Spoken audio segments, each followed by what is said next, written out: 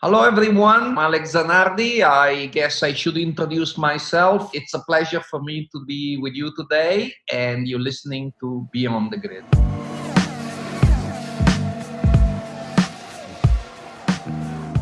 Hello, everyone. Yes, it's your favourite time of the week. It's Beyond the Grid with me, Tom Clarkson. As ever, it's great to have you with us, and my goodness, do we have a show for you this week, because my guest is the one and only Alex Zanardi. Now, some of you may not be too familiar with him. After all, his career in Formula One wasn't what I and many others thought it might be. But I can honestly say that out of all the impressive people I've met in Formula One over the years, few come close to Alex. He raced for Jordan, Lotus, and after an electrifying spell dominating IndyCars, for Williams in Formula One. But it's what happened after that has made someone who was already supremely popular in the racing world an inspirational figure worldwide. On September the 15th, 2001, in a champ car race at Germany's high-speed Lausitzring, Zanardi suffered a horrific accident. He survived, but only after both legs were amputated, one above the knee and one at the hip. But remarkably, Zanardi would battle back to race again at the top level in touring cars, but perhaps even more remarkably, battle to the top of the Olympic rostrum, having taken up and then completely dominated hand cycling. His zest for life is an inspiration to us all. But then again, Alex has only ever dealt in positivity, even when he was a young driver struggling to climb up the motor racing ladder with no money. He's one of life's radiators. He radiates positivity onto everyone he meets. He's also a bloody good storyteller, which is why this week's podcast is the longest we've ever produced. And we make no apology for that. Every anecdote paints a picture of both Alex the man and Alex the racing driver. And I think everyone listening will take something away from what he has to say. We delve deep into Alex's Formula One career. How did he get his big break? And did he make the most of every opportunity? How good was he? And what about that crash at Spa in 1993? We cover it all. And of course, we talk about the crash that changed his life in so many ways, yet he remains so very philosophical about. We spoke a little while ago via Zoom during the midst of the coronavirus pandemic. He was at home in Padua in Italy, just down the road from last week's guest, Riccardo Patrese, and I was in the UK. So without further ado, here's Alex Zanardi. I hope you enjoy our conversation.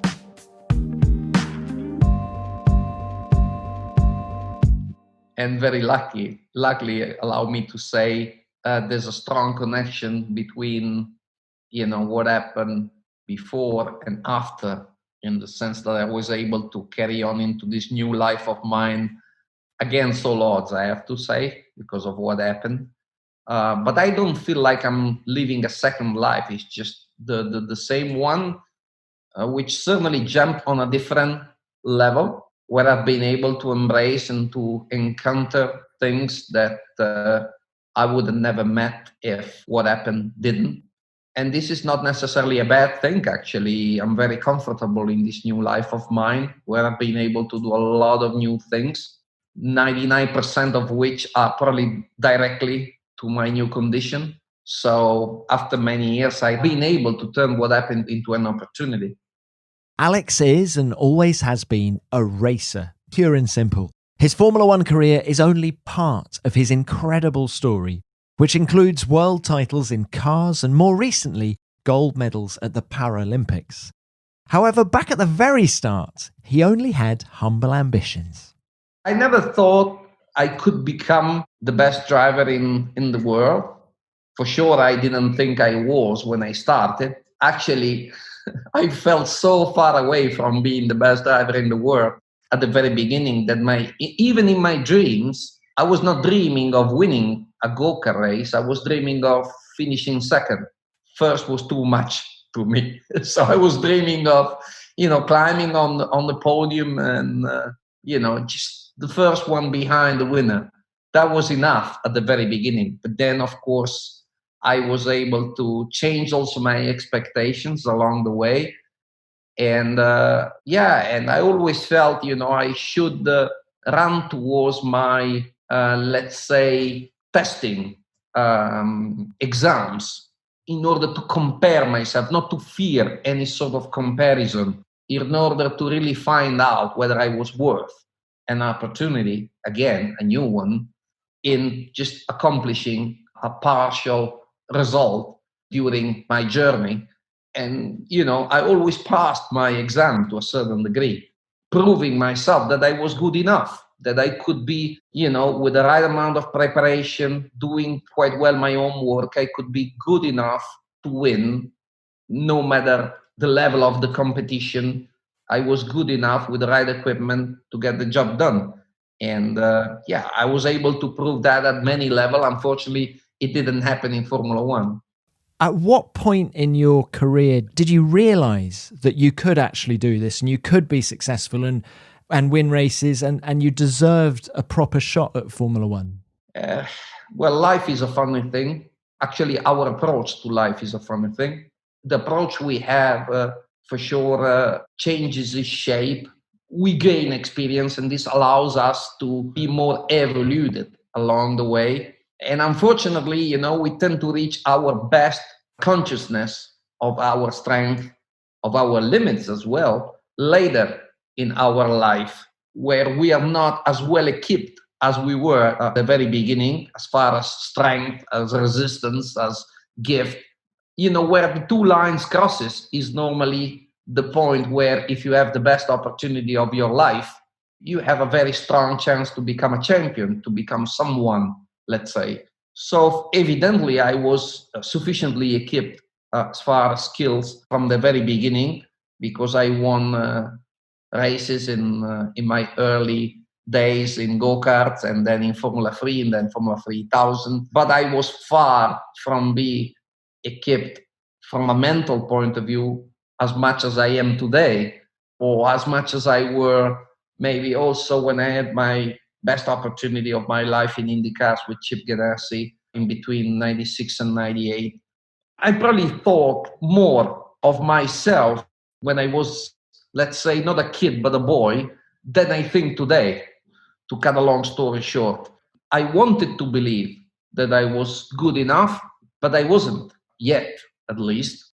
And in any case, that helped me also to be sufficiently greedy in going for it, in keep pushing for the opportunity, for the chance. And I made a lot of mistakes, as everybody does, we're human beings. But evidently, I made some mistakes, but I made also some good things, which granted me the opportunity to carry on through the course of my racing career and to make it successful, to be able to turn my passion into a profession. When did the two lines cross, to use your analogy? When, the experience and the strength of youth, when did they cross? When were you at your peak? Well, I said it. When I joined Ganassi in '96, I had done a sufficient number of mistakes to say to that point, okay, I learned the lesson. I know what I have to do, and that didn't make me immune to other mistakes. But for sure, I started to drive with more consciousness, with more wiseness. And I start to understand better the principle that is very dear to the Americans when they say to finish first you have to finish. And and I started to finish races, although on top I had a very good car underneath me. So, when you are in front of the entire pack, it's very easy then to become intelligent. When you see your opponents becoming smaller and smaller and smaller in your rear mirrors, you say, okay, that's enough. At that point, it's quite easy to say that's enough. It's harder when you are fighting for, a midfield position with a car that is not any better than that. And you're young and you believe that you want to win the race. You don't want to finish 13 instead of 14, which is potentially the best you can do that day, And that were the mistakes I'd done at the very beginning of my career, including the very beginning of my Formula One career when I was driving for Lotus. And yeah, the car was a good one, but was not as good as the top teams' machines. And, I remember, for instance, my very first race in 93 with Lotus, fighting with Damon Hill, who was driving the great guy, actually. Hi, Damon. Sorry for what I'm about to say because that day I ran him off the road. So Damon was in the Williams, wasn't he? Exactly. And I was just not very, let's say, honest with myself, not capable of seeking where the limit was. In reality, the limit was just drawn by my wish, not by the technicality of what I was doing and of what I was involved with when I was driving my car. Alex made his Formula One debut with Jordan at the end of 1991, but he almost got his chance even earlier. At the Italian Grand Prix, there was a tussle over the sport's new star, Michael Schumacher. Michael had driven for Jordan at the previous race in Belgium, but Flavio Briatore wanted him in a Benetton at Monza. Both teams needed a backup plan in case they couldn't get Schumacher, and amazingly, a young Alex Zanardi, who'd never driven in Formula One, found himself caught in the middle. 91, I'm driving Formula 3000. I'm doing really well, driving for a team called the Barone Rampant. Giuseppe Cipriani was the team owner, good friend, and a very good friend with Briatore. Briatore was also inducing him or tempting him to create a Benetton B team, second team, like Red Bull today is doing with Toro Rosso. Giuseppe had all the finance to do this because our main sponsor was the group, Montedison Group, and they had the chemical company. So those days, they could finance whatever they wanted to, no problems. It was possible, for Giuseppe the following year to start his own team, let's say in the shadow of the Benetton one. While all this is kind of shaping in a certain way, Briatore hires Michael Schumacher after Spa, if you remember. So next race is Monza. Schumacher is supposed to drive for Benetton, but Eddie Jordan, of course, is as angry as a snake that has been run over by a truck. So he's fighting as hard as he can legally to take Schumacher back. So as they approach the Monza Grand Prix, I got this phone call from Joan Villa del Pra, and he explains me the situation. And he says, we have this legal problem right now, litigation with Eddie Jordan, and there is a slight remote possibility that we will not be able to run Michael in Monza. But Moreno is out of the team, period. So we will not have Moreno in the car.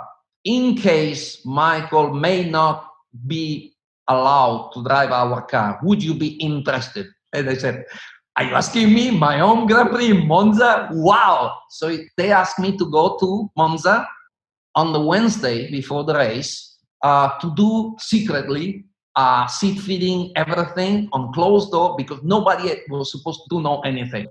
So true enough, I go to Monza. Boy, I sit into the Benetton, the seat fitting, all the mechanics working for me. Alex, do you want a coffee? Oh yeah, thank you. Oh, can you imagine a young kid like me who was basically unemployed the previous year, completely broke, and you got the opportunity to drive in Formula 3000 at the very last second. Now he's going very well in the championship, and all of a sudden, now he's in the sight of a huge team like Benetton. So, I was really in heaven. So I do the sit fit and I do everything. I had a great day with the team. And then they say, okay, Alex, please now go back to the hotel and wait for the phone call because we're going to know tonight whether we can run Michael or not.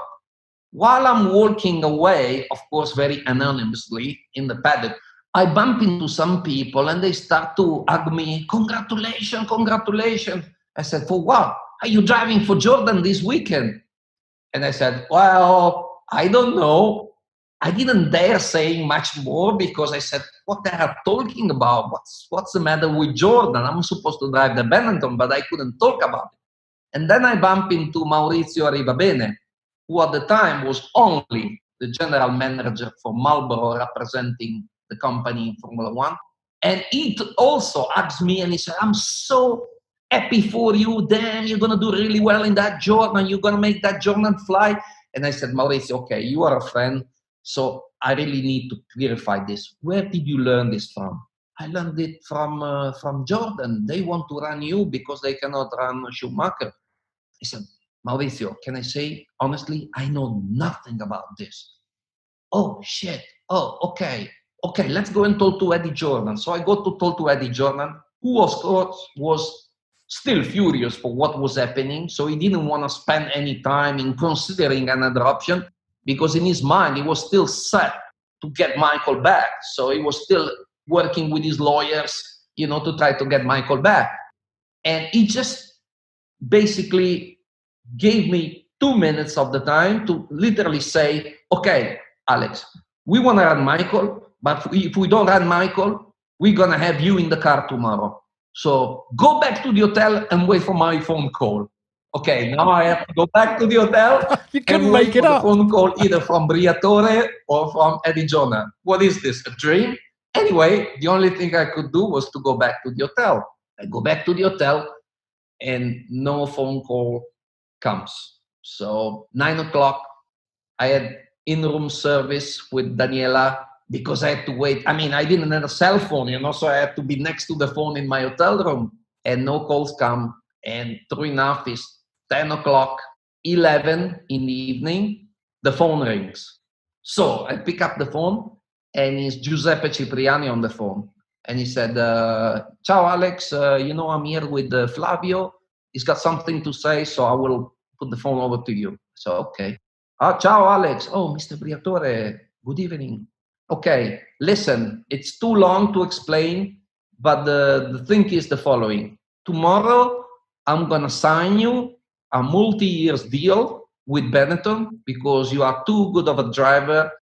We have big project for you. We have this, we have this. He started to give me this speech about, how great I was as a driver and how important it was for the Benetton company to have me under contract for the future with them. But the bottom line, he said, we cannot let you drive tomorrow in the race because we have solved the problem with Michael. So Michael is going to be in the car. But we want you in our future. So we want you. The important thing is that you don't answer the phone if Eddie Jordan calls. So he kind of unveiled, the real reason of his call just at the end. So I just said, well, Mr. Briatore, thank you very much for the offer. But in reality, please put yourself in my shoes. I mean, I have an opportunity. If Eddie Jordan wants me to drive tomorrow, of course, I would give you priority because I'm here for you. But if you don't need me, why shouldn't I be able to drive for Eddie? Then we can talk about future. We can talk about whatever you want. No, listen. In life, people should know when it's time to make a choice. And now is your time. Do what you want. And he puts the phone down. My God, what did you think? What do you do next? I was talking to my fiancée, Daniela, and true enough, the phone rings again. And it's again Briatore. And now he's already sounds a little bit more nervous from the word go. And he says, okay, sorry, before you got me a little angry, but the problem is you have to understand that with whatever is happening, the situation is quite difficult at the moment, but we really have very strong intentions for you. We really have a very strong interest of you. I personally have a very strong interest for you. So the bottom line is tomorrow we have a deal for you. The important thing is that if Eddie Jordan calls you, tell him you don't want to drive for him because you are a Benetton driver, period. And again, I said, I was kind of staggering, because Alex Zanardi is no one in comparison to Briatore. And I said, I tried to say something. I said, please understand. If he asked me, I already said, yes, Maurizio Arrivabene is involved. I don't give a shit about nobody. And he puts the phone down again. Then 5 minutes later, he calls again. And now he's really pissed with me. He's talking like bad words to me. And he's basically telling me what I have to do. He said, you have to listen to me. And you have to do this because you belong to Benetton. Period. That's it. Because you don't know who I am. I can do whatever I want in Formula One if I want to. Tomorrow, if I want, I can put that fucking Nelson Piquet, I can kick him in the ass and make room for you. And at that point, because he was talking me, bad words like this, he really got me mad. And I said, Mr. Briatore, with all the due respect, you're not my dad. And you don't talk to me this way. I'm stunned, I have to say, because until yesterday, I was just a young guy who had this dream of becoming a Formula One driver. And now I am a promising star who's contended from several top teams in Formula One. Actually, I've just been offered to kick out of the way a three-time world champion like Nelson Piquet to make room for me. So I'm stunned, but these are only fucking words. So if you have facts for me, I'm here to listen. Otherwise, I wish you good night.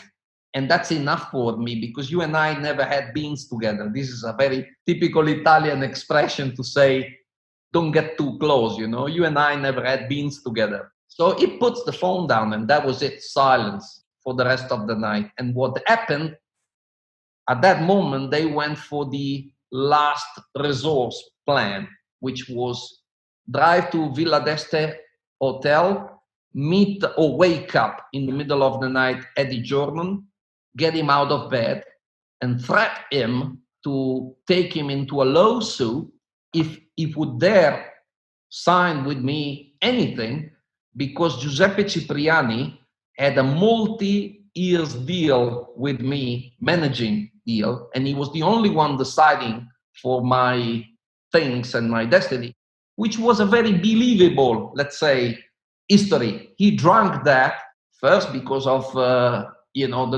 have to understand the general situation, how dramatic it was at that point, and the level of stress which went through the roof for Eddie, and the fact that Giuseppe, in fact, he was running me in Formula 3000. So it was very believable that in front of offering me the ride, he had asked me to sign a multi-year managing deals, So Eddie Jordan drank that. And that, why that was so important for Briatore, because by then Roberto Moreno filed a lawsuit against Benetton at the work court in Italy, which is the only thing incredibly efficient, and the judge has had at that point intimate Briatore to allow him to work.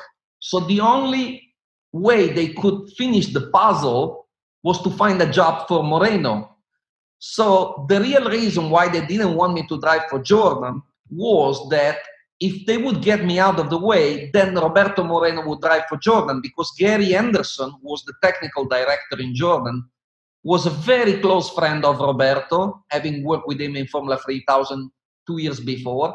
So he was very much in favor of the idea of having Roberto driving that weekend in Monza. So if you understand that all, I was, let's say, the anomal element in that thing, and removing me, everything would fit in place. You're 25. What an incredible story.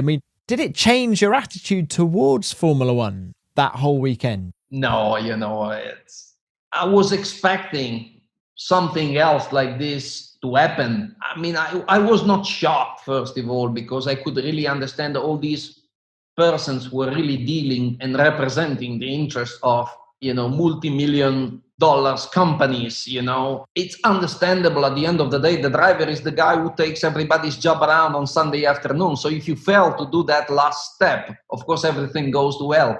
So I did entirely understand the responsibility, the preciousness of the role I was offered. And when that vanished, I really also understood the reasons why. It wasn't easy, because, of course, nobody spent much of an effort to try to make me understand what was going on. I had to figure that out on my own. And that happened, of course, along the way. But the fact that I also, embrace in a very innocent way any request that came later from Eddie Jordan when he finally hired me in reality to finish the season. Because then the following day, I went to the paddock. Of course, no phone calls came, so I thought, they didn't need me. And when I bumped into Eddie Jordan, he was furious with me. He just covered me with so many bad words.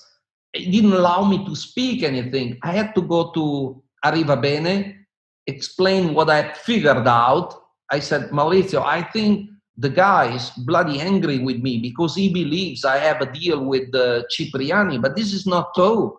Evidently, they told him this to make him hire Moreno for the weekend, but I have nothing to do with that. I told him that I was a free agent, and I was honest. I am a free agent. I could have signed a deal.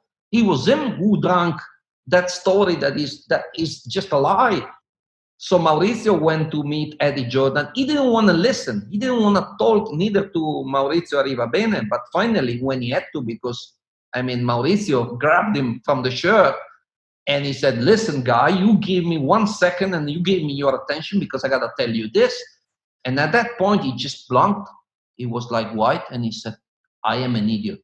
That's the only thing he said, because he understood he's been cheated. But then it was too late. Moreno had already done the first session of free practice. I'm still struggling to get my head around the fact that you haven't yet driven in a Grand Prix, and yet you've already unwittingly alienated one of the top teams in Briatore and Benetton. Not bad, eh?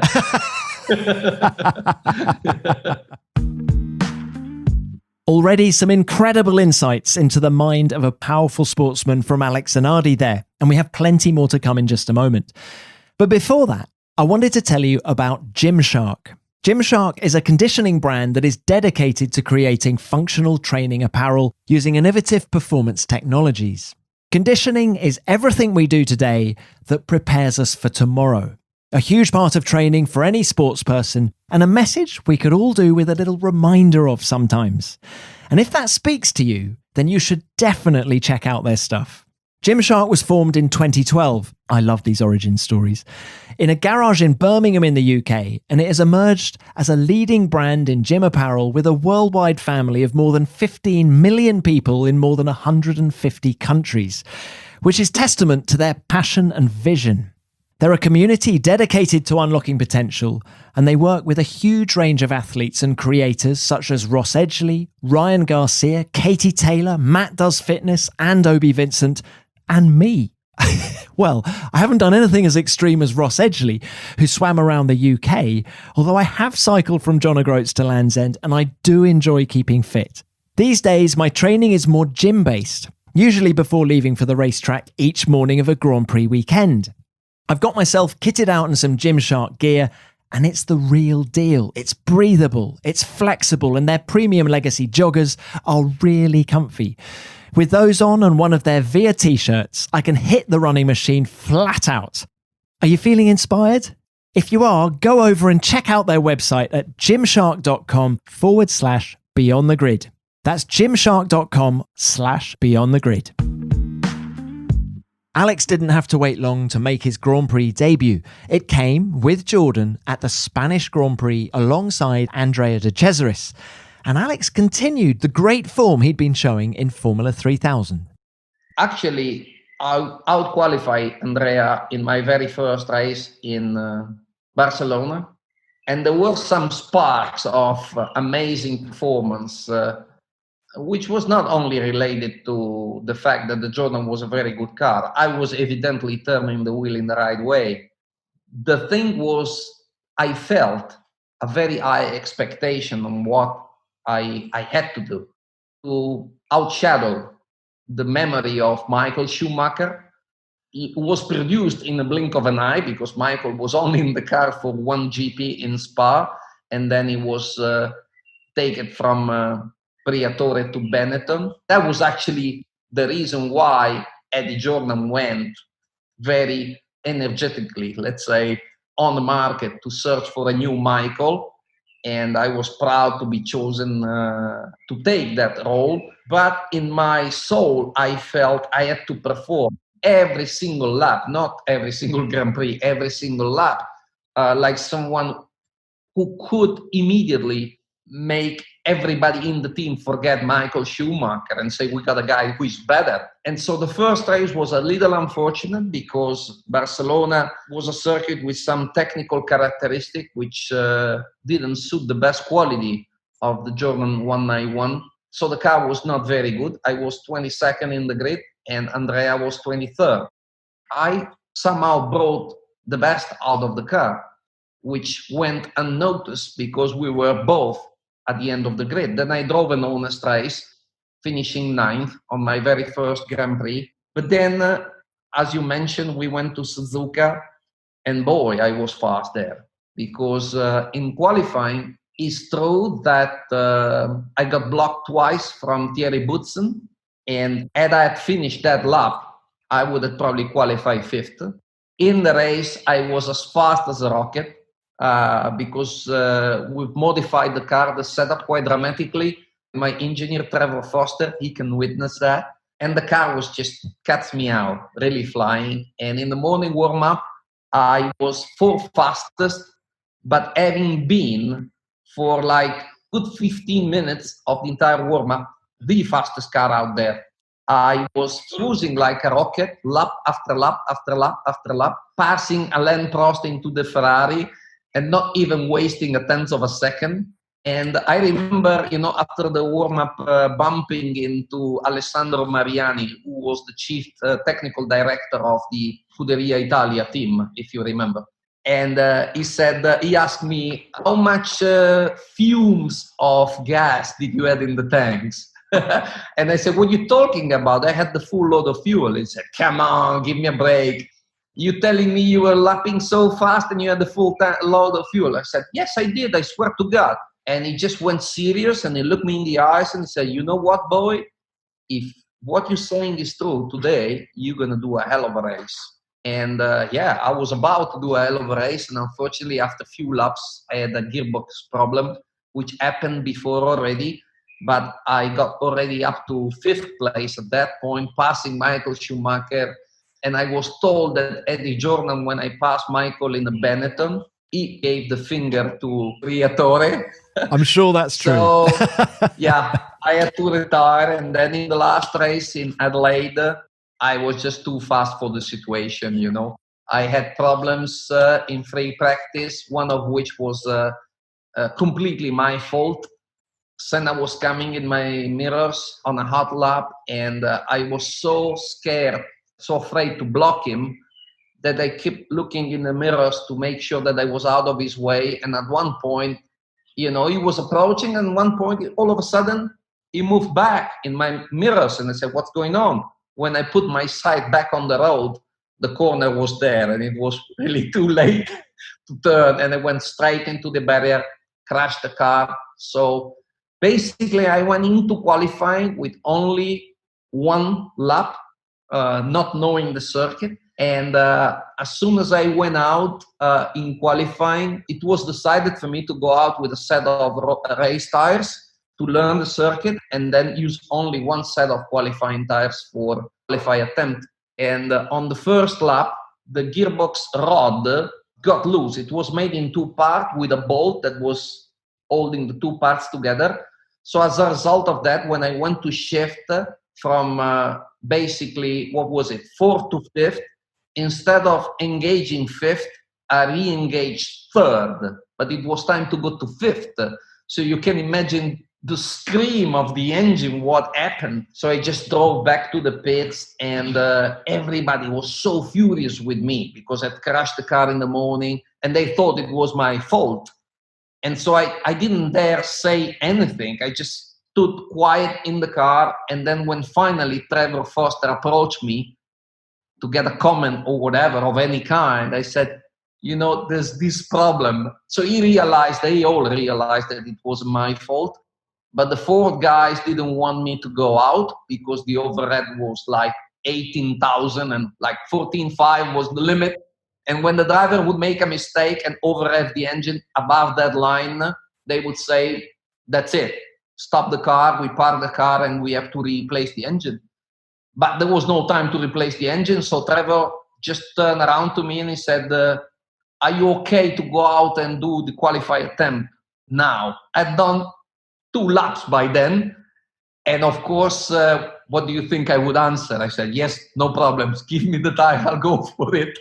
So he had a big argument with the 4 guys, but he fought for me and he sent me out. And I was able to qualify 13. with only one lap in that situation.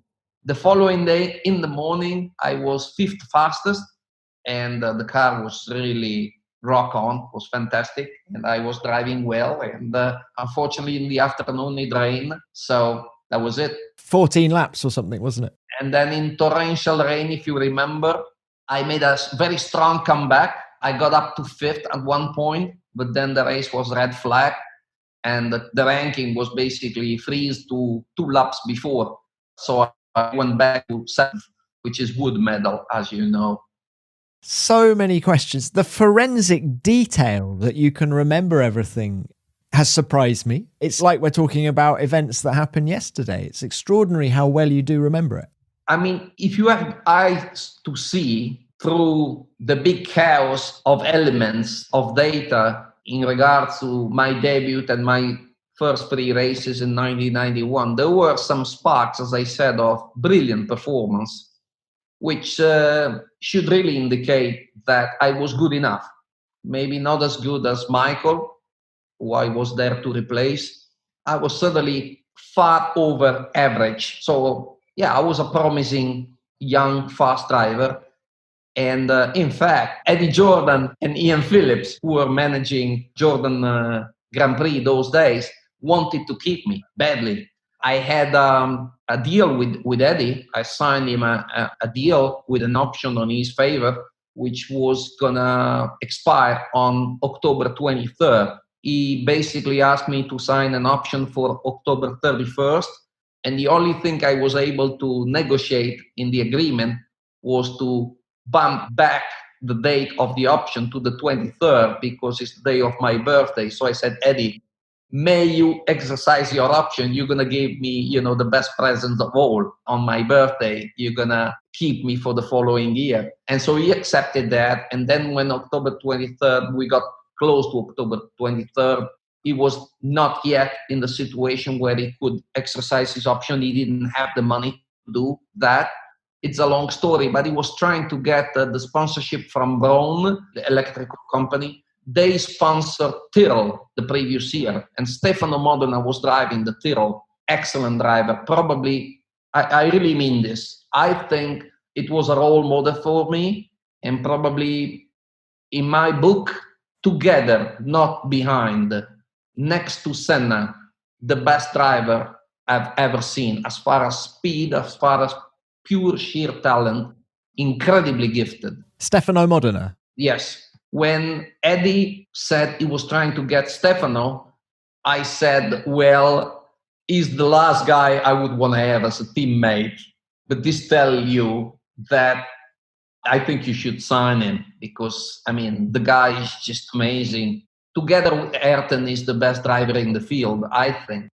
So basically, he signed Stefano also because he was sure that if he would sign Stefano, then he could get the sponsorship from Brown. In his mind, it was kind of automatic, but that didn't happen. Actually, never happened. So he was short of money because Stefano didn't bring any personal sponsorship. He actually wanted to get paid. And so I was left out in the cold meanwhile. And he was searching for sponsors to sign the second driver, to sign me.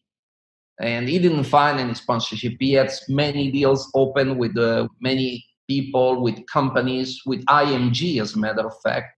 And finally, they started to negotiate the sponsorship of this petrol company, South Africa petrol company called Sasol. And IMG, I didn't knew that all while it was happening, but they were pushing very hard to get Maurizio Gugelmin in the second car next to Stefano Modena because it was the client and they wanted to have him driving for them. It was not, let's say, a take it or give it, situation, but they was pushing very, very strong. And while the negotiation went on, they realized how weak was Eddie Jordan's position because he had no option, no other option. He was short of money. He was desperate to get that sponsorship. So they basically pushed even harder to get Maurizio, who was also a very good driver. And to cut a long story short, they closed the deal in these terms. And I didn't know nothing about this all while it was happening. I kept receiving phone calls from people. hey, I heard that, Eddie signed Mauricio. What do you know about it? I think you are out of the team. And that was well beyond the October 23rd, because by then I've signed him, let's say, extension of the option, basically with no limits. Because, for me at that point, Eddie was the one who brought me Formula One. So I would see him like my dad, You trust your dad, don't you? So I was trusting him entirely. Was Eddie straight with you, do you think? He did what he had to do. At the time, I wasn't very happy because to not jeopardize the deal and the negotiation, they kept everything very private to me also, which maybe it wasn't really needed, because they could have trusted me and say, Alex, this is the situation. You better start to look around and search for an alternative, which I did. And this is another very romantic story that, if you want, I can tell you. It was only, let's say, 12 days before the first race in South Africa where I pick up the phone, I call Ian Phillips, and I said, listen, I gave my heart to you, I gave everything I had, but you owe me the truth. If it's really the case that you're negotiating or you're dealing with them, you should let me know. At least if I know that I'm a free agent, there's not much that I can do, but at least there is something that I can try to do. And he very honestly admitted. He said, yeah, Alex, if I was you, I should look for another deal now. So at that point, the world broke on me. And was anything available 12 days before the first race? Yeah. The only free ride was with Tyrrell, the second car with Tyrrell. And ironically, they had, I didn't know that exactly, but they had a negotiation open with Andrea De Cesaris. So basically, this is what happened. I asked Ian Phillips to send me a fax, because that was there were no emails at the time, And so he sent me this fax where they basically released me from the option. So I was, again, a free agent. And at that point, I called Ken Tyrrell. First of all, you have to understand that my English, still to this point, not very good. But at the time, I could not say much more than understeer, oversteer, good, bad. It was difficult for me to talk. And you didn't have a manager? No. You were having to do it all yourself, no manager? So I called Ken Tyrrell. Can you imagine this young guy from Castelmaggiore, Bologna, calling Ken Tyrrell? Ken Tyrrell. So I called Ken Tyrrell, and incredibly, I told to him, was secretary, and he answered the phone. And he was very, very polite in saying, Alex, I thank you for the phone call, but in reality, Tyrrell Racing, it's a team which needs some finance from the driver. We have a negotiation that is not closed yet, but we're not the type of team that at this point of our history can make a choice like signing a young guy like you with no sponsorship. So that was basically it. So what I did, I fell back in my sadness for a good half an hour. And then it was Daniela, my wife, who said to me, you got to do something. At the time, she was my girlfriend. You have to do something. You have to do something now. So I went into the shower. I took a shower, shaved, went to Venice airport, jumped on a plane, flew over to the United Kingdom, rent a rental car, drove to the factory, Tyrrell, knocked the door basically, and introduced myself and asked to talk to Ken Tyrrell. And true enough, 5 minutes later, he comes and he was like very surprised to see me. And I said, Mr. Tyrrell, I know that you were not expecting my visit, but I hope you understand that for a young guy like me to meet Ken Tyrrell, it's already worth the trip.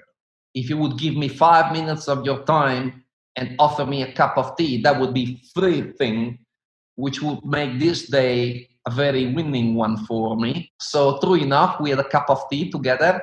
And in that time, I just said, I know these are only words, but at the moment it's the only thing I can offer, because I can only talk. I can't drive your car and prove you how good I am, but I know I'm good. I know that if you allow me to drive your car, you're not going to regret this, because I'm going to make that car go so fast that you're going to be, again, as excited as you were when you started your career as team manager, as a team owner. And boy, I'm going to drive the hell out of that car. And I know these are only words, but I thought that if I would come here and tell you in person, maybe that could light something in you and would make a difference. If not, don't worry. This for me is a very much a winning day, because I shook your hand, I had a tea with you, and I had 5 minutes of your time. For me, this is already enough. So true enough, he was shocked. So he said, would you wait for me here? And then he turned around to his secretary and he said, do you want any more tea or whatever? And then he just disappeared. And I drank maybe 5 liters of tea, because it took him a good 2 hours to come back. But when he came back, it was with Bob, his son, and with Rupert Manwaring, who was Rupert Manwaring. Yep. Yeah, the team manager. And the three of them came, and it was actually Rupert who he once more explained me the financial situation of Tyrrell and whatever. And he said, but this is the situation. This is why we need to negotiate with a driver who is capable of bringing sponsorship, blah, blah, blah, blah, blah. But the truth of the matter is that we have enough money in the bank to do some crazy things if we want to. And we can afford to make an investment on a young guy like you if we want. And we have decided that right now we need £8 million. And we are halfway in the negotiation with the sponsor who should guarantee the money for this driver we're negotiating with, which was basically Marlboro for Andrea De Cesaris. And at the moment, we are halfway. They offer £4 million.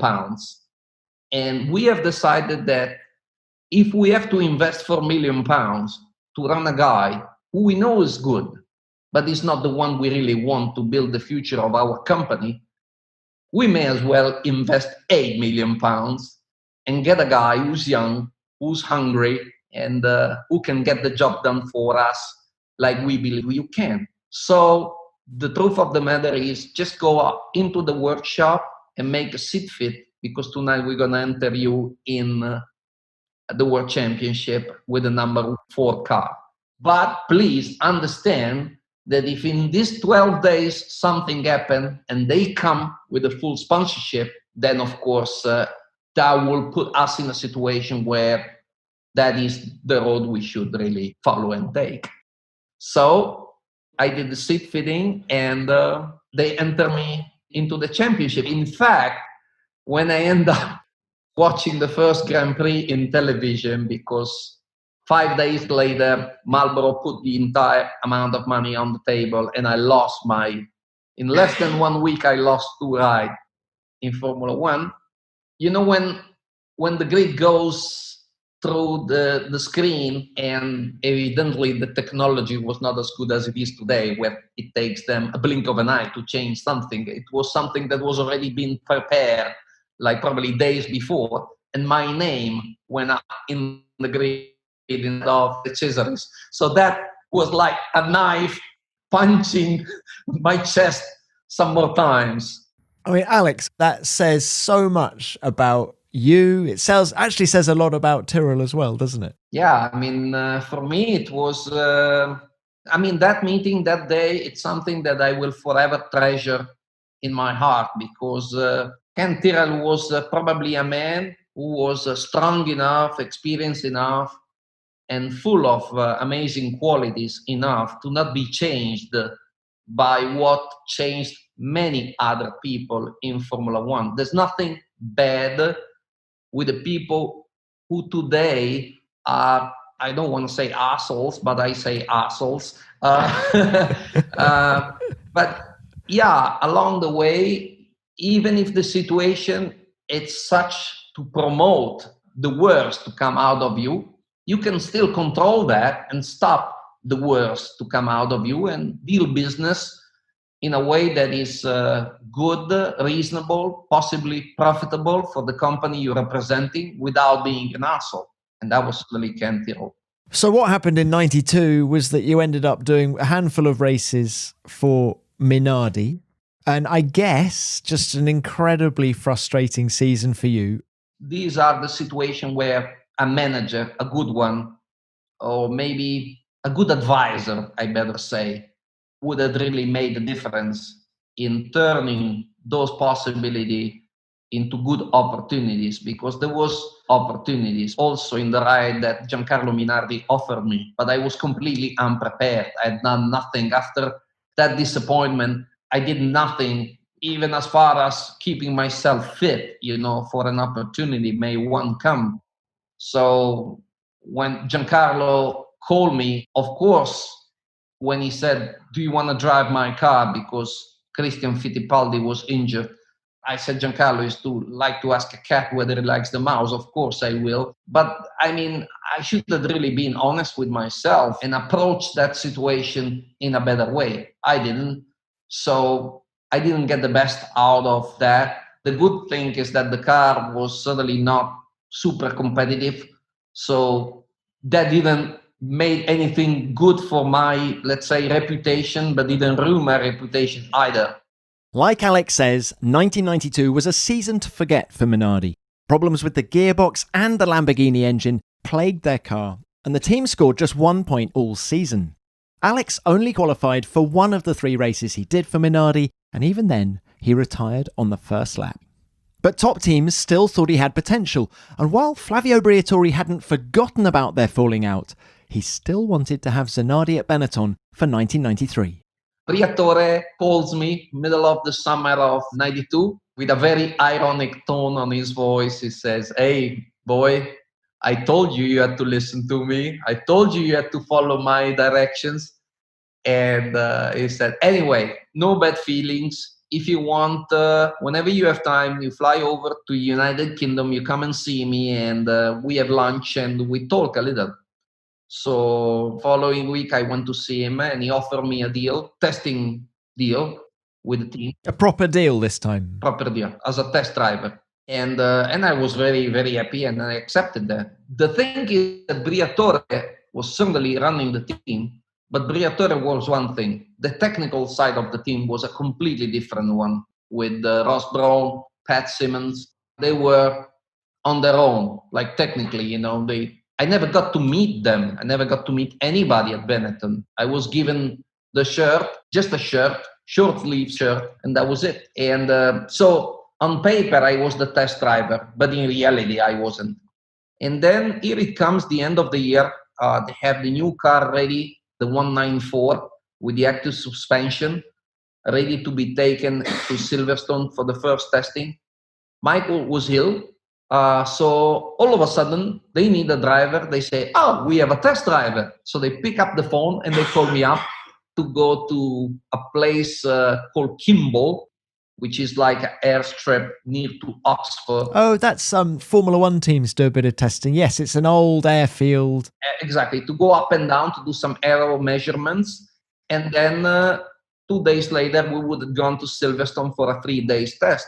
Again, I go there with my little bag full of drinks. I didn't knew anybody. So I show up. "Hello, I'm Alex Zanardi." "Oh, yeah, okay, Alex." So they got all very friendly. And of course, that changed my morale as well very rapidly. We do this test in Kimball, which of course I didn't have anything other than to do than go up and down. There was nothing that I could do good, nothing that I could do wrong.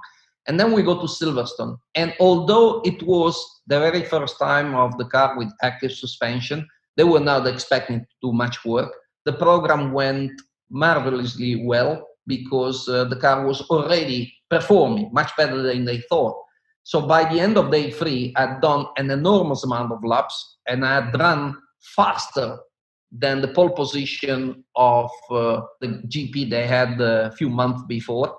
The car was really flying. It was not me. I mean, I was just steering the wheel, of course, but the potential was there. The car would then prove to be, much better than it was the previous year. But in fact, when you do that, when you are the one driving and they stop the stopwatch and they look at it and they say, "Wow, boy." So they were all very excited, and for sure they thought the car was good, but they evidently thought that also the one driving the car was very good. So all of a sudden now, from being a guy who was nominated test driver but that never had anything to do with the team, they all loved me. I was the kid of the company, you know. They said, okay, you're gonna come. So they had me come to England twice more just to stay around with the team, to familiarize with the engineers. Ross Brown, I had a very good relationship both with Ross Brown and Pat Simmons, because I've always been a very curious guy from a technical point of view. So I was never tired of talking to the engineers about potential setup solution, things like this. So true enough, 2 weeks later, they have a test in Paul Ricard. It was like a general test where all the teams would go. I don't remember if it was 2 weeks after. It was some time after, because the season had finished, and all the teams were there testing. And it was the very first time that Riccardo Patrese was allowed from Williams to drive the Benetton, which was his new team. Cut a long story short, everybody's running that day, and I'm just watching. I'm present there in case I'm needed. And they were there with 2 cars. One was driven from Michael, and the other one was driven from Patrese. By 2 o'clock in the afternoon, when the session restarted after lunch, they gave Riccardo a fresh set of tire because they wanted really to encourage him. He was like 2 seconds off Michael's best time. He probably knocked like few tenths out of his best time, but nothing impressive. I mean, he was still a good 1.5 seconds slower than Michael. And at that point, he stepped out of the car. So he goes to the hospitality, and I was there. And I was there also when he started to talk to Pat Simmons, who was engineering him that day. And Pat Simmons had the attitude of someone that is trying to help, you know. He was trying to encourage Riccardo, and he said, you know, Riccardo, I mean, it's a difficult car. We understand. Probably there is something the boys are now checking, but tell me what you want to do. You want to use some more fresh set of tires in order, you know, for you with low fuel to try to bring the performance out of it and have a feel of it? Or you would rather, how about if we do a race simulation so you can go with a full load of fuel? And he was so angry. Riccardo is a great guy, but that moment I could understand that, of course, his mood inside was really bad. So he just turned around and he just said, I mean, these words came out of his mouth, which were very wrong. He said, you know what? I'm coming from Williams. I'm vice world champion, and I'm here to teach, not to learn. So if you want to do the race simulation, you have the test driver, have him do the simulation. So Pat Simmons, he said, okay, thank you very much. He just turned around, looked at me, and he said, Alex, do you want to do the race simulation? I'm ready. I'd already changed, right? So true enough, now I'm in the car. Pat comes close to me and he says, okay, Alex, we're going to send you out with only 20 kilos of fuel with the same tires Riccardo had just used. They're good. They only have 5 laps on it. You go out, do several laps until you feel comfortable, and then you bring it back in. We fill the car, we check everything, and you go for the race. I went out with the same tires. I went 1.5 tenths faster than Michael's best time, and finished that day fastest of the day. I was fastest of all the cars running, and boy, I was happy. Boy, I was proud. And true enough, then I did the race simulation where Michael was, because we were good friends, and Michael was, I remember also on the out lap, when I had to go out and simulate the warm-up lap, stop on the grid, count like to 10, Michael was calling the strategy over the radio to me. He was giving me the instructions. So we had this type of relationship, right? That's amazing. And that night, I did my race simulation. Everything went smooth and well. And when I stepped out of the car, Briatore had just arrived and had just been told, not so much of Riccardo's defeat, but about what they had done, you know, because everybody were so happy, you know, so proud of what they'd done. And so Briatore approached me and he kind of hugged me and he said, I told you you have to be my boy. You have to follow me. From now on, you only do what I tell you to do. And by the way, tonight you're going with us. And I said, where are we going? We have a big party back in Treviso. Benetton is having a big party, so we're flying our private jet to Treviso, and then we come back in the night. So on the trip, he offered me this deal where for the following year, he said, now I'm straight and honest with you. Next year, there's nothing here for you. Michael and Patrese are our drivers, but you've seen the outcome today. We don't know. I mean, we've hired Riccardo to make this work, and we're going to try our best to make it work. But it's also possible that it would not. So you have to be patient. You have to stay with us as a test driver, and time will tell. There may be an opportunity for you in the future, but the deal is on the table for you if you want to sign it. And on top, if you want to drive in Formula 3000 in Japan to make some money, keep yourself fit, we're going to help you to do this. And, we're not going to say you can't go to race because you have to test for us. We're going to work around your commitment. But then the following day, what I'd done the previous one was seen also from other. And the following day, I was about to go to the restaurant. And I got approached from this gentleman with the Lotus shirt, and he introduced himself. His name was Peter Collins. I didn't know who he was. I thought he was a mechanic, for God's sake. And he said, boy, you did a hell of a job yesterday. You're impressive, what you're doing. Very, very impressive, and blah, blah, blah. I said, oh, thank you. That's why I thought he was a mechanic, And true enough, he said, can we have a chat with you tonight in our motorhome? And I said, yes, you can. So when I went to meet him in his motorhome, I understood what he meant when he said we. It was him and Peter Wright. And they basically offered me the ride for the following year because it was not official yet, but Mika Hakkinen had been hired from McLaren for the following year. So by losing Mika Hakkinen, they were looking for a replacement. For 93, this is. Now, I'm going to ask you a question. You knew that you were doing a better job than Riccardo Patrese in that Benetton. You knew that you had the team around you. Briatore was, I think, by the sounds of it, being straight with you. So there was every opportunity, wasn't there, that Riccardo was going to be out at the end of 93. Why didn't you stay with Benetton as their test driver, and then you would have been in that 94 car instead of Jos Verstappen? Why? There are so many why connected to many things we do in life that after time, we all professor. When we know the outcome of our choices, in reality, I should have, probably. But only God knows what my life would have been today if I'd chosen differently at the time, and not necessarily better. This is the life I choose to live. And, you have to try to take everything it comes as an opportunity. But sometimes it doesn't always present itself as such.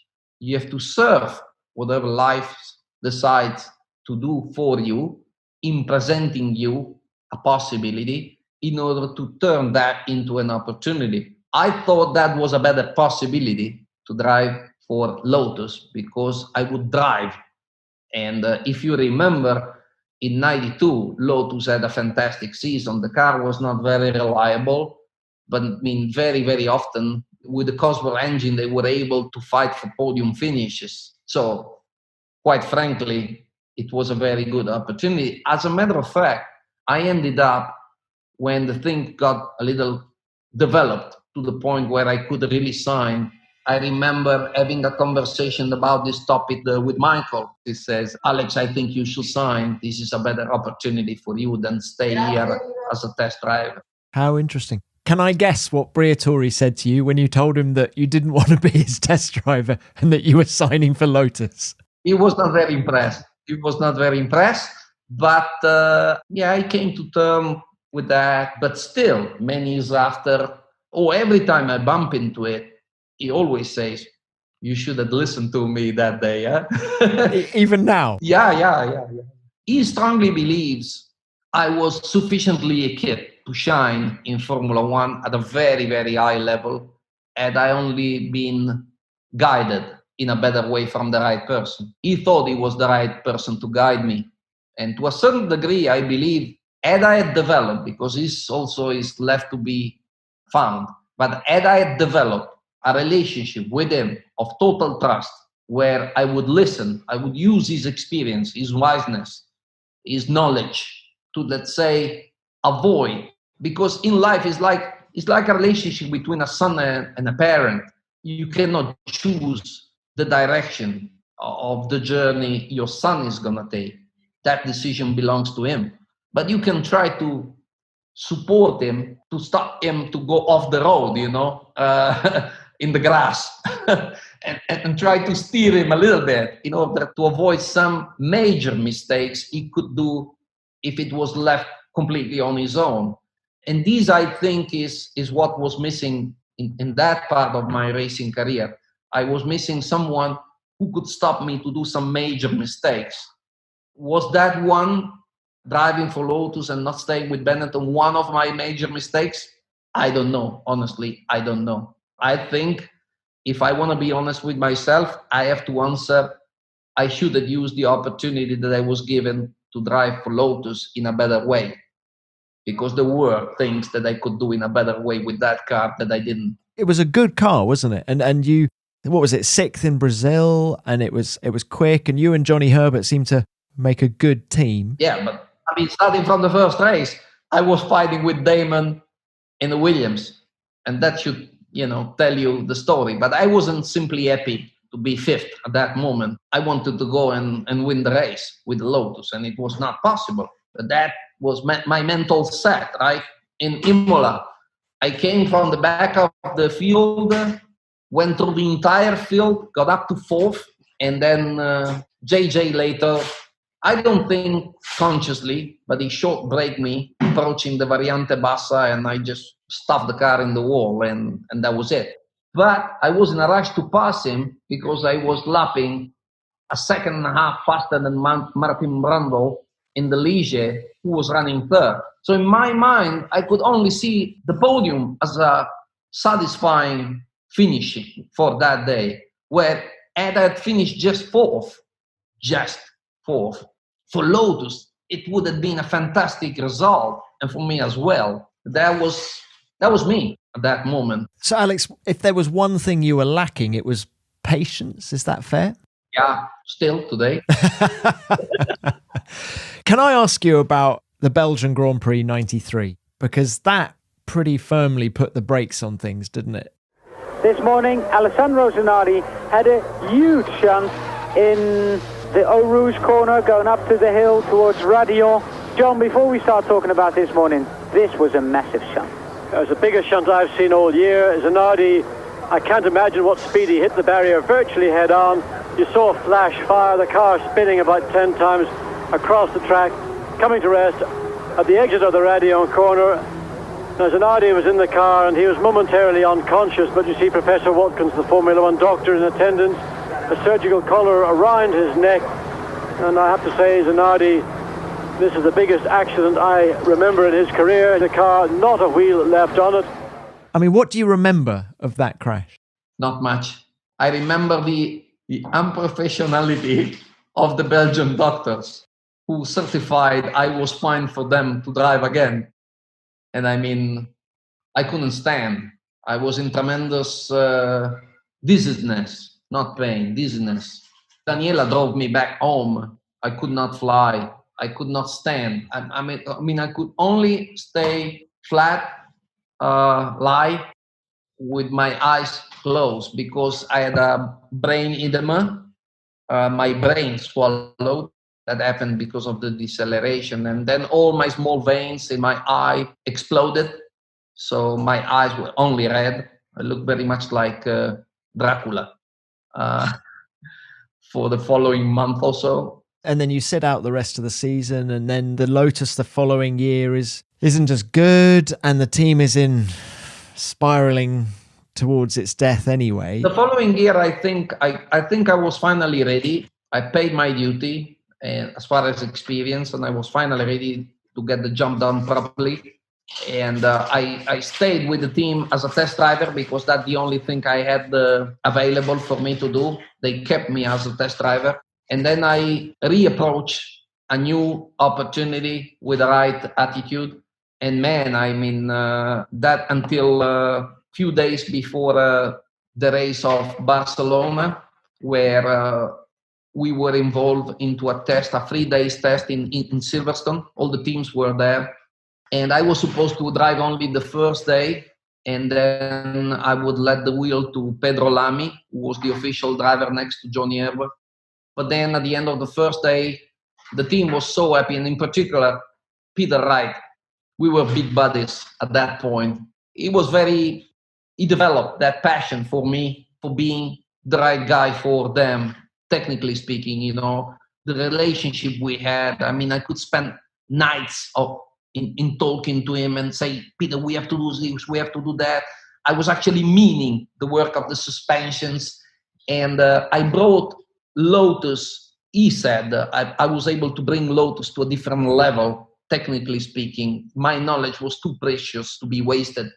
And so, to cut a long story short, that went more and more and more to the point where we arrived in Silverstone for the test. I did the first day of testing. And then he went to Pedro Lamy, and he announced that the following day I would still drive the car. He said, Pedro, we're testing something with Alex that we need to evaluate tomorrow morning. So he'll do like 20 laps in the morning, and then you'll be in the car. And then the morning becomes lunch break. And then he goes and he says, no, we do another 20 laps with Alex in the afternoon, and then you'll drive the car. And then that came the evening. And then he said, we're going to do another 20 laps on the third day, and then you drive the car. And that became lunch break. And then he said, okay, we're going to do another 20 laps in the afternoon, and then you drive the car. And at that point, Pedro, of course, he was very angry, very furious. And Domingo Piedade was his uncle as well as his manager, called Peter Collins. Peter Collins called Peter Wright.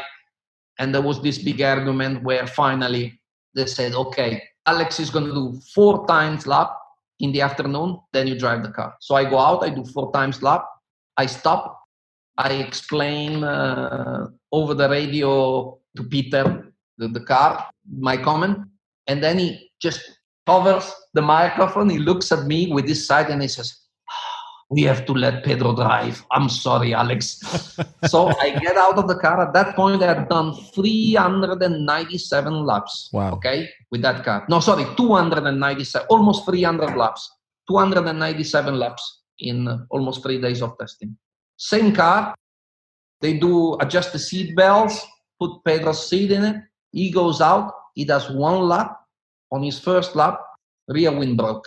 And the car flies up in the air, and he went straight into the pedestrian tunnel next to the bridge corner, through the bridge. Yeah, I remember. Tremendous accident. I just remember Johnny's voice completely terrified, screaming, Pedro had a crash, come, please, come, he's hurt. And we all went there, and when I arrived there under the bridge, the only thing I could see was the Mugen engine of the car. It was like in display, smoking a little bit, but the engine with no gearbox, nothing. The engine sitting on the ground like he had been displayed there, And Pedro was inside the pedestrian tunnel, as I said, which was remaining of the car, smoke coming out of it, flames and so on. I mean, it was terrible, screaming because of the pain. His legs very badly, and that's how I got my ride back to a certain degree, replacing Pedro, who was injured. Just out of interest, that accident with Pedro had obviously come quite soon after Imola, where we'd lost Roland Ratzenberger and Ayrton Senna. What was your attitude to danger in those days? I was not thinking about it. That's the answer. I mean, today I have more maturity, and I tend to consider some aspects which are not directly related to the outcome of the result I can produce, but you have to consider that something can happen in the circumstances. In those days, I was not thinking about it. The only thing on which I was interested was how fast I could go, how good the car was, and when it was time to perform or when it was time to call it. You didn't think, gosh, I could have easily still been in that Lotus, and that could have been me that had the rear wing failure, and. I mean, yeah, the rear wing mount lasted on 297 laps. On 298, broke. And that was when Pedro was in the car. So if you want, you can also say you should have seen this as a sign from destiny. But it really depends on the character you have, because the sign could really be seen as the good Lord loves me. He wants me to continue. So he decides to make that mount last until I was in the car. And so he's going to protect me from now on. I mean, the reality is that you have to accept the simple fact that we are alive means that we have something to lose. You have to accept that idea. And of course, you don't want to do anything insane. You don't want to run against the danger. You have to try to avoid it. But look what happened to me. A lot of people stops me even now when I do things, when I drive a race car. They say, are you not scared after what happened to you? I said, why should I be more scared now that something happened to me? I'm not any more vulnerable than I was before. I mean, actually, from a statistic point of view, if it's really meant to happen, it should happen to somebody else. Even if it would, I can't lose my legs again. If I break one of them, it only takes a 4mm screw to fix it. Whether if it happened to another driver, it would be a little bit more complicated. So, no, it's a fatality. And that period of beginning of 94, yeah, I too think it goes beyond. You cannot classify that period as a pure series of fatality. It was probably a sign from somewhere. It was a sign. Because the accident that Pedro had, the accident Karl Werdlinger had in Monaco, Andrea Montermini in Barcelona, and Rubens Barrichello, not to say, of course, Roland Ratzenberg and Ayrton Senna, but that condensation of amazing, incredible fatalities was too much to be just classified as a coincidence. So you get in the car from Barcelona onwards in 94, but then you fail to score a point, and I don't think you qualified higher than 13th. It just wasn't an easy year, and then Lotus folds. Did you think at that point that was it in Formula One? Yeah. There were no other opportunities? Nothing. I remember the last race of the year, Adelaide. I drove a very good race, and at one point I had an engine. No, actually, it was even more stupid than that. It was the throttle cable that broke. I had to retire for the throttle cable. And Joe Clear, who was my engineer that time, 10 minutes after, comes to me, Alex, you were lucky. And I said, yes, I think I was, because we were running very well. I was up to 7th, and I was running well. I mean, I think I could score some points that day. And he said, come with me. And he showed me the rear wind mount completely cracked, almost until the end of it. I said, had you had been out for another lap, maybe we would have told a different story about this weekend. It could have been a very tragic one for us. So be happy with this retirement, with this DNF. God, what a story. Had they had the possibility to replace the rear wing and send me out again, I wouldn't have any problem to just step into the car again and drive it with the same tenacity as I had done up to that point. So look, you then go to IndyCar. In your 3 full seasons there, you're utterly dominant. You're twice the champion. You finished 3rd in your first full year. Why did IndyCar seem to suit you better than Formula One? Or is that not an accurate statement? It's not an accurate statement. I think also already in 94, I served Lotus in a much better way than I'd done the previous year. Unfortunately, that didn't show because the car was simply not as good as the previous year. Not any good, as a matter of fact. Monza was the only race where we could have done something, but unfortunately, at the very last minute, the second gearbox, which was needed to mount the new Mugen V10 engine, much smaller, lighter, you name it, didn't get ready. So I could not use that same spec that Johnny had. Johnny qualified 5th, but then when we overlaid the laps, they realized that in the 2 Lesmos, I gained almost 0.6 of a second on his time. I'm not going to go through the technical explanations, but it was seen from Peter Wright and all the technicians that had I had the same car, I could have fought for the pole position in that weekend. But this is just theoretical. Fascinating. So even when you're dominating IndyCar, and it looks like you're having the time of your life, how strong was the desire to return to Formula One, even when you're doing all that winning? Not that strong. I was very happy doing what I was doing. In fact, when the opportunity arose, then I start to give it some thought about it. Until I was left alone, I was very, very happy as where I was. And had I been honest with myself, I think staying in IndyCar would have suited my needs much, much better.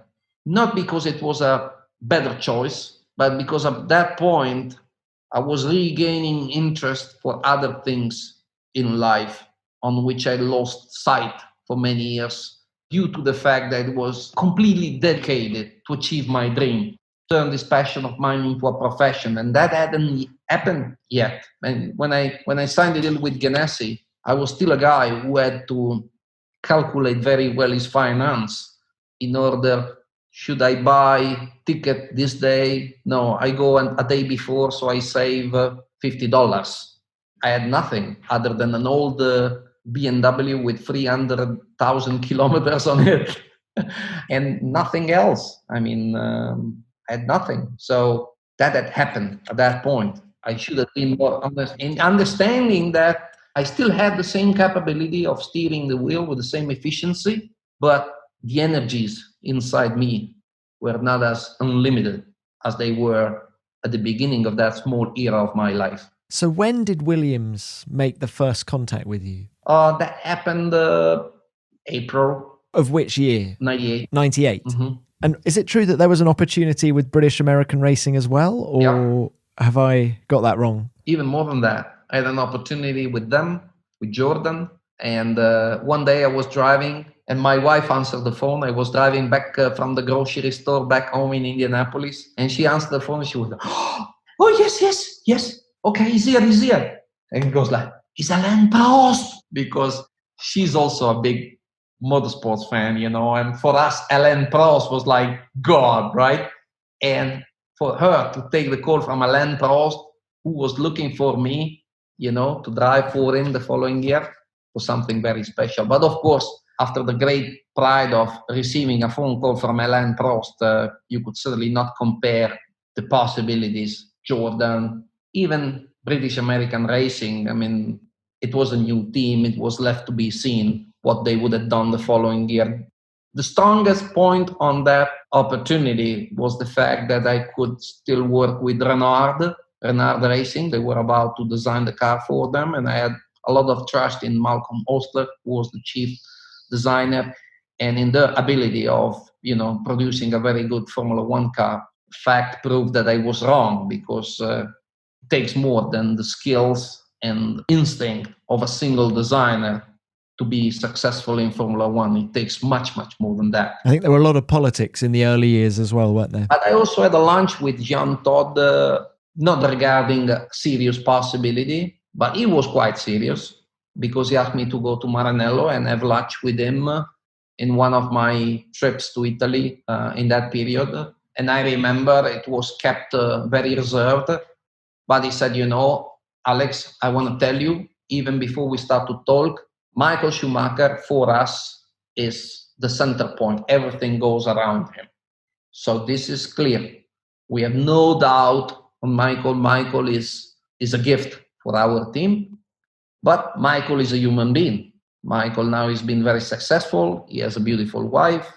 He has kids. He has a great house. He has horses. He has dogs barking on his garden. So maybe down the road, he could lose his anger. And we have to be ready as a company. We cannot afford to run only one competitive car. We have to search for the best possible solution for the second car.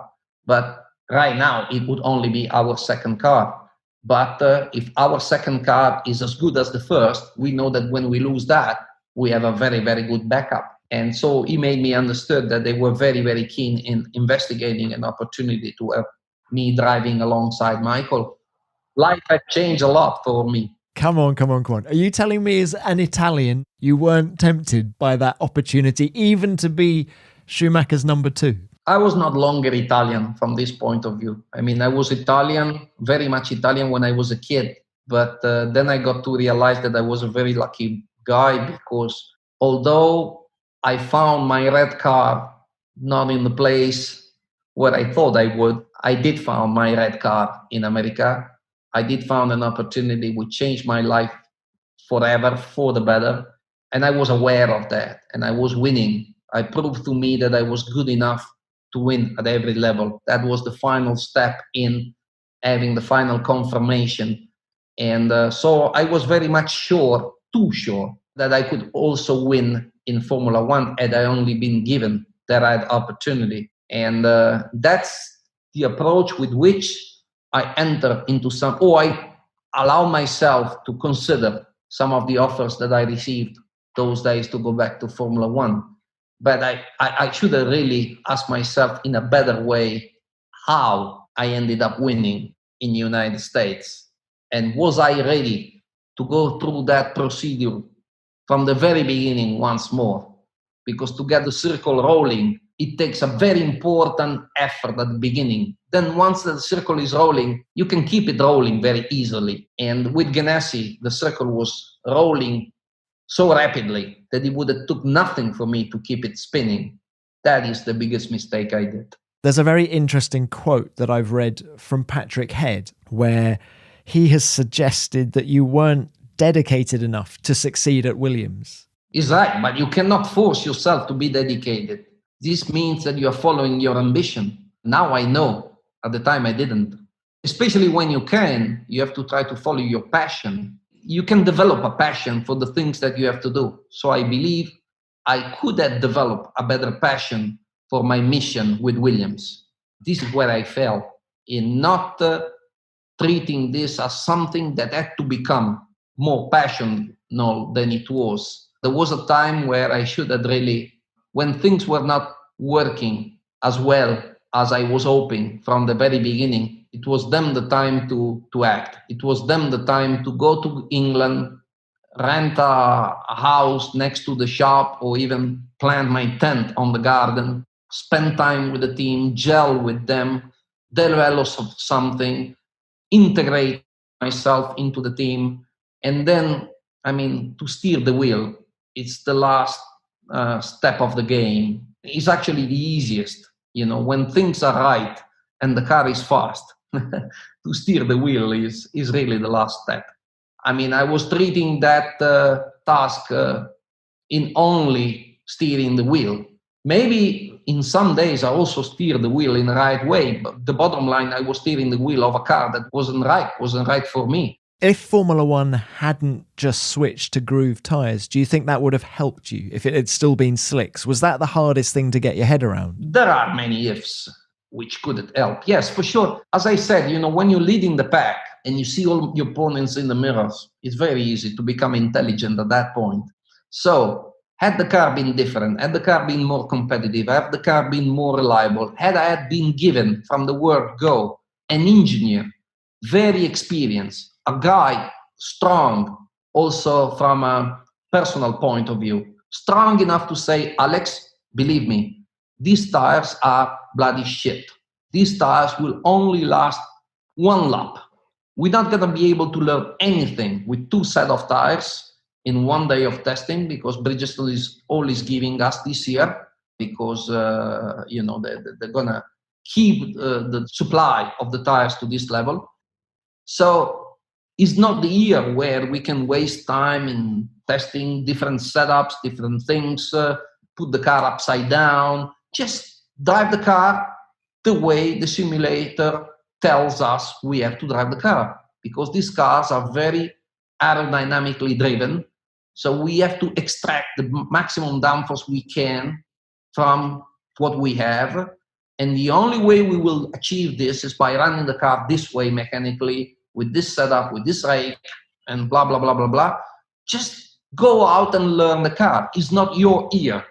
where this is not longer like you and Maurice Nunn spending entire nights in thinking how to change the car with the click of shock absorber, with the amount of with changing the springs, with the anti-roll bars, with the more Ackerman, less Ackerman, caster, camber, things like this, tire pressure. Forget about this all. Just drive the car and try to familiarize with it, because this is the best car you're going to get. And instead, I was actually hired from Williams as someone who could take the team, technically speaking, into some new roads. And I was actually given an engineer, very inexperienced, because in Patrick's head mind, he said, if they lose their way, we can always bring them back and copy the setup of the other car. And when I did figure myself that was not the right approach. And that was even before the beginning of the championship. But I didn't dare talking to Patrick and say, Patrick, things are not working this way. We have to make an adjustment, because otherwise we're just going to lose a lot of time and we're going to lose confidence on each other. And I allow myself to go over it. And when I finally said, okay, now it's time to grab him and tell him, that was Imola after 4 races. And I went to talk to him with these arguments, and his answer was, I don't know.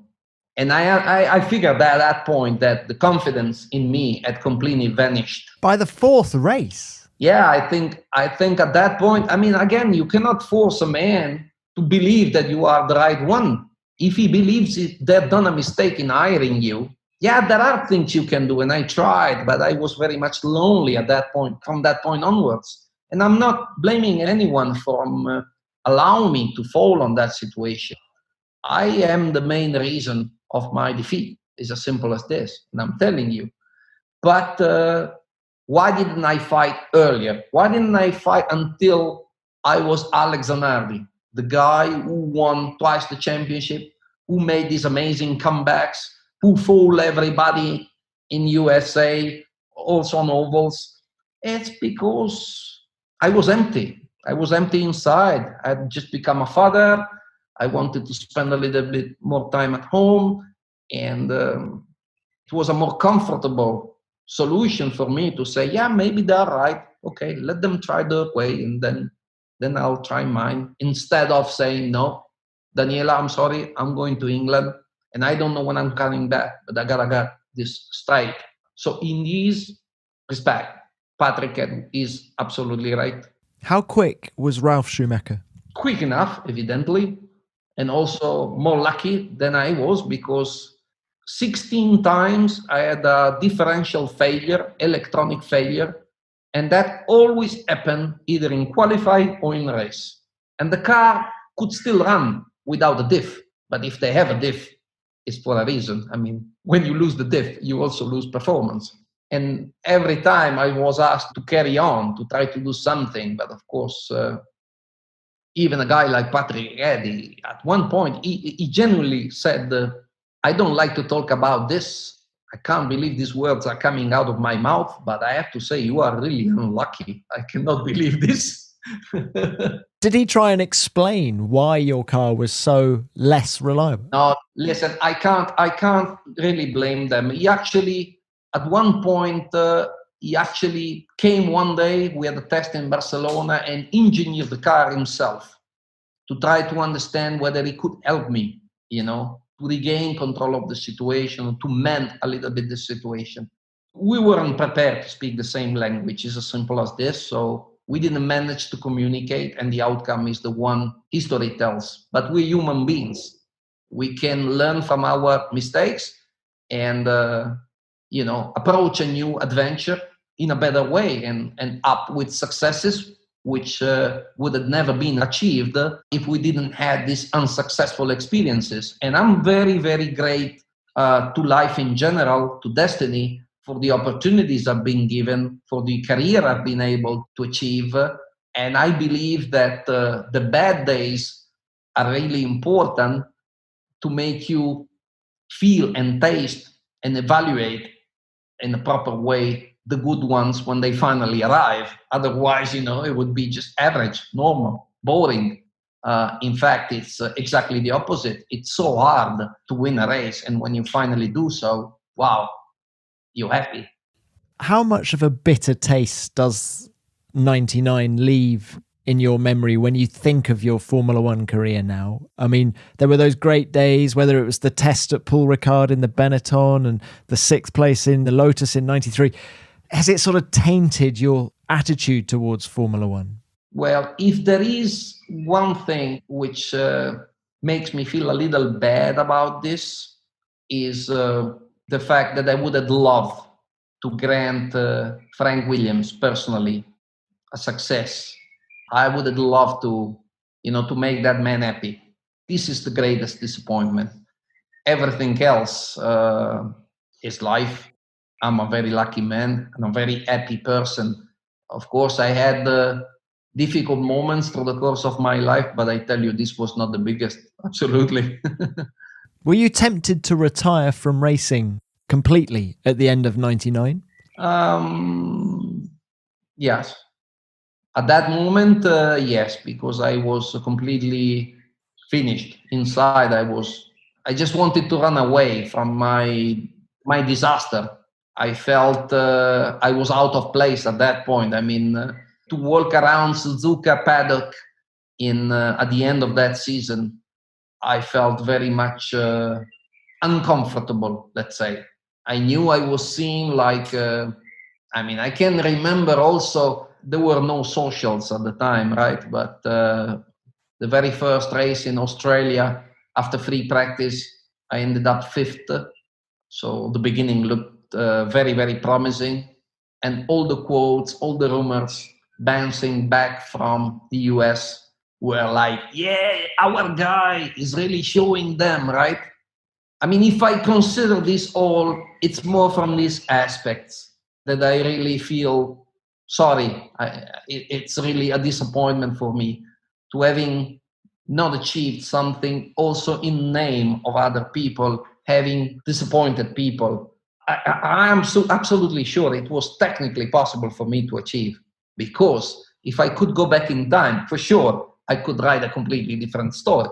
But as I said, we human beings, we have to accept ourselves for our strength and for our weakness, and try to, along the course of life, we repeat experiences that are different, but in reality, the method that we develop is like going around always and bouncing back always on the same places. It's always the same circle. So you learn, and you learn, and you do things in a better way.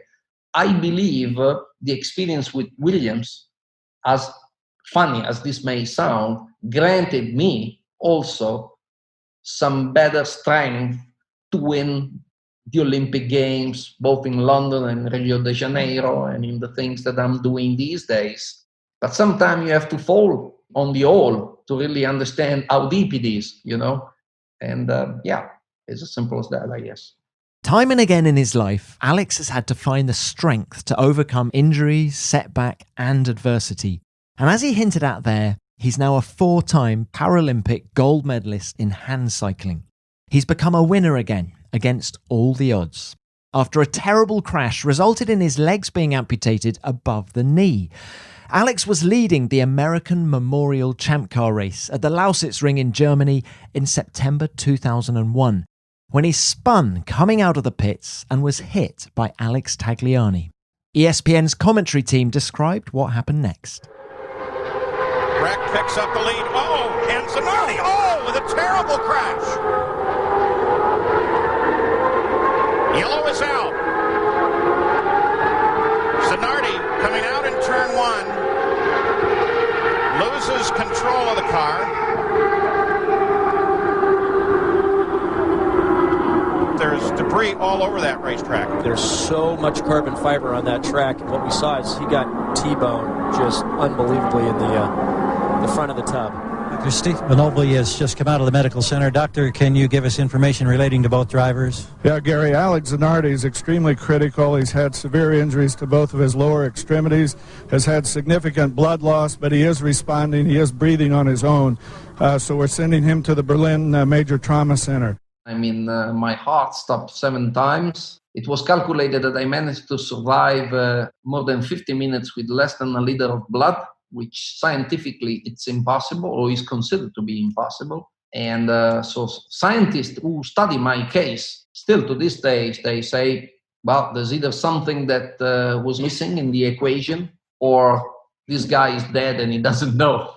But luckily I'm here. Luckily I was helped from a group of doctors, of people who were the best in the planet, captain from Steve Olvey and Terry Trammell, who literally saved my life in preparing me to the best, to that helicopter trip, which took me to Berlin Hospital. And this also is another choice that was crucial in saving my life.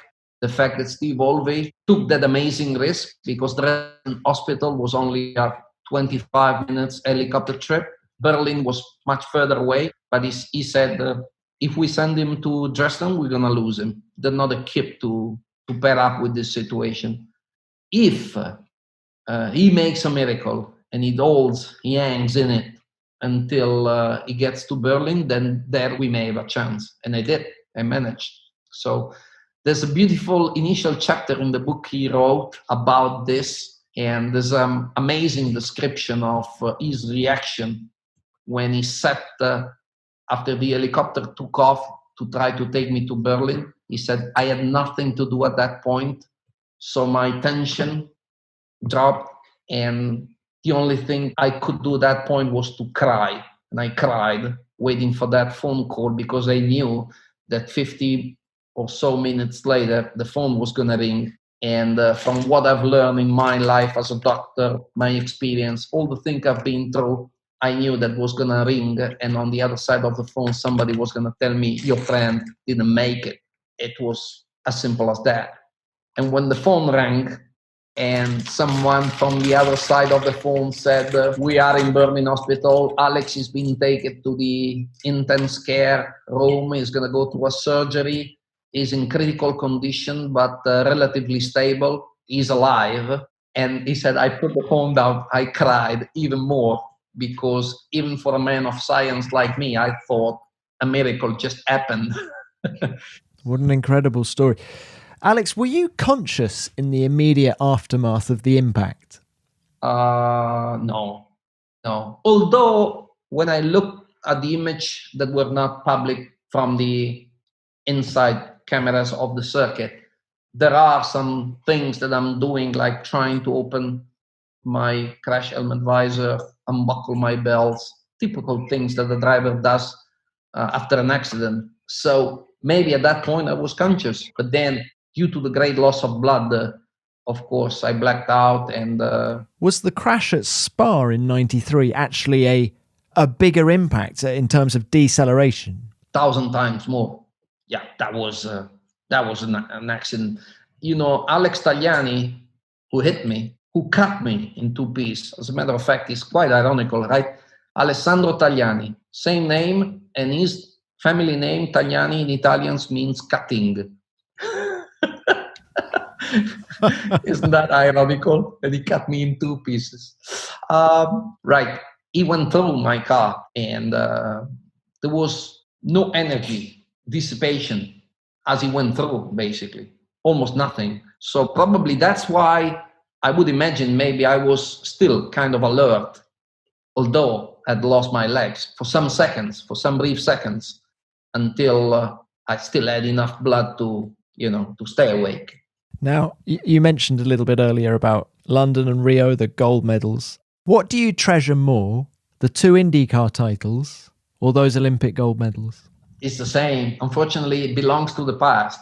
When you do something very passionately and you reach the horizon you've been chasing for a long time, I got to tell you, it's better to reach that horizon ahead of everybody else rather than finish 2nd, 5th, or 20th, you name it. But you reach the horizon, you reach the line, and that's it. It's the end of the game. And so I reopened my eyes in Berlin at the hospital 8 days after Daniela told me what had happened. I surprised myself feeling or sensing the highest joy I've ever had in my whole life. The pain on which I was incredible. I cannot describe it. But that was giving me also the measure of what I already left behind me. I was alive. Shit, who cares about my legs? I am alive. It was the most natural thing for me to focus on what was left rather than regret what I'd lost forever. I was alive, so I was very happy. And when I crossed that line in London, ahead of everybody else, winning the gold medal, which, as I said, is better than finishing second, again, once more, I surprised myself feeling a huge sense of sadness, because those 3 years devoted to chase that horizon were fantastic. It was like being again the boy playing with his go-kart and learning everything and going through all the steps. And it was a marvelous adventure. It was probably one of the greatest chapters of my life. And by doing that last gesture, crossing that line, I was completing that project. And at that point, it hit me as a thunder, that feel of sadness, of I don't give a shit about the gold medal. Allow me to go through it once more from the very beginning. I want to, rewind everything, and I'm an optimistic, so that's why there's another chapter to write. So I can't say London was better than winning Cleveland or winning the championship or passing Brian Herta, the corkscrew in Laguna Seca. Those are memorable moments of a fantastic life, which is really fantastic. Not so much for the single things which I was able to do, which are quite honestly quite exceptional on their own anyway, but for the quantity of different things I've been able to fit in a single existence. This is the real treasure, which makes my life absolutely unique, including the accident and all the things that I was able then to do thanks to what happened to me. Do you relish being the role model that you now are and the inspiration to so many people that you now are? I know for sure the romantic side of people watching me is what turns me in their views as an exceptional role model, as the spark that can really light the fire they have inside. And I am just the same person, a normal guy. And it would be diabolical for me to believe, or even worse, to try to act in order to serve that role. I'm fully aware of the fact that in doing things, also because I'm a guy who is very well exposed, I tend to inspire people because they want to see much more in what I do than I really express or that I technically really deliver. Not that this thing bothers me. Actually, I'm very proud. But I have to be honest and know that in reality, if our eyes would be more talented, we would find inspiration all around ourselves. We would not need Alex Zanardi to finish an Ironman under 9 hours or win a gold medal or win a race, a motorsports event, even if he's lost his legs. It would be sufficient to turn our head and see a mother who she's sick. She wakes up sick. She feeds her kids with the breakfast. She takes them to school and she goes to work anyway because there's a family to feed. The example she gives may pass unnoticed, but is potentially as strong as the one I deliver whenever I win a race against, yes, some difficulties. Alex, that's a wonderful way to end it. Thank you very, very much for your time. It's been the most inspirational chat. Thank you very much. Good luck, Tom.